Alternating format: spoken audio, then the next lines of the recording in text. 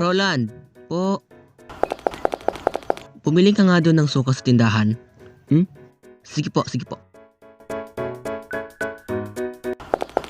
Tao po, pabili. Ano yan? Pabili nga po ng toyo. Toyo? Ito oh. Thank you po. Ma, ito na yung pinapabili mo. Ba't toyo binili mo? Sabi ko suka. Ha? Suka? Sabi mo. Yan kasi kaka-cellphone mo yan. Yang talagang cellphone mo, tatapon ko yan. Tatapon ko yan. Hindi ka na nakikinig sa mga sinasabi ko ha.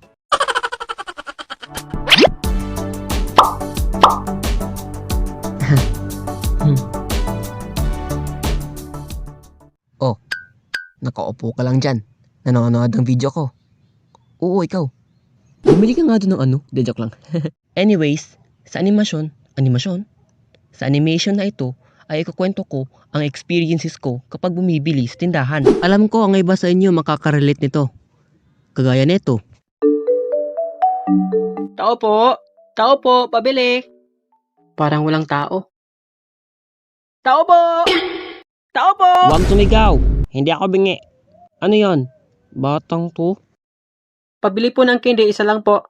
Lakas sumigaw. Isa lang pala bibilhin. Sa susunod, huwag kang sumigaw ha. Sungit yarn. Huwag ka na lang magtindat eh. Eme lang.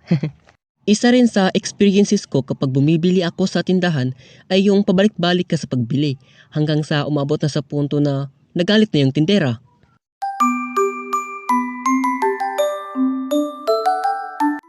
Pabili po. Oh, ano yon?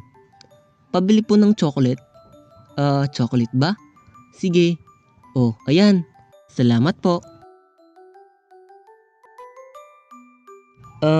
Pabili po. Chocolate ulit. Oh, ayan. Pabili ulit. Oh, ayan. Itong batang to. May ginagawa ako dito. Binili mo na lang sanang sabay-sabay, hindi yung pabalik-balik ka. Naranasan niyo na rin ba yun? Nung bata pa kayo? Sa tingin ko, oo, ang iba sa inyo. Ito. Uy, ano yan? Saan niyo binili yan? Uy tol, ito, glowing stick ito. Andun ilang aling marites. Bumili ka na, baka maubusan ka. Sige, sige.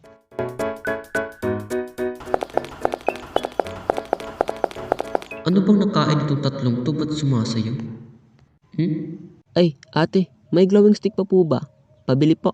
Nako, Otoy, wala na, ubos na. Binili na nila tatlo yung natira.